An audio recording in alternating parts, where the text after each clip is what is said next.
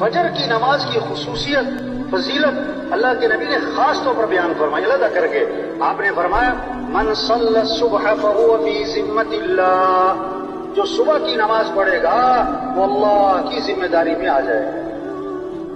اب جس نے صبح کی نماز نہیں پڑھی وہ اللہ کی ذمہ داری سے نکل گیا. توبہ توبہ توبہ. دیکھو چاندنی رات ہو تو تالاب میں کیا نظر آتا ہے بھائی؟ بولو بھائی. چاند. اور چاند ہے کہاں؟ آسمان پہ. یہ جو تالاب میں نظر آ رہا ہے یہ کیا ہے؟ عکس. اگر کوئی تالاب میں چھلانگ لگائے کہ میں چاند کو پکڑ لوں تو اسے کیا کہو گے؟ پاگل ہے، بے وقوف ہے. وہ یہ تو عکس ہے. آج رزق نظر آتا ہے دکان میں، رزق نظر آتا ہے دفتر میں، رزق نظر آتا ہے کاروبار میں. اور اللہ قرآن پاک میں فرماتے ہیں وَفِي السَّمَاءِ رِزْقُكُمْ، تمہارا رزق تو آسمانوں میں. تمہارا رزق کہاں ہے؟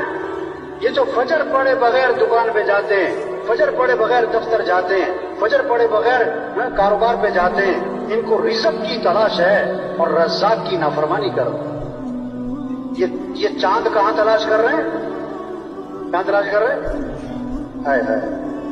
تبلیغ کیسے کرو؟ اللہ کی طرف پھیرو، اللہ کے سامنے جھکو.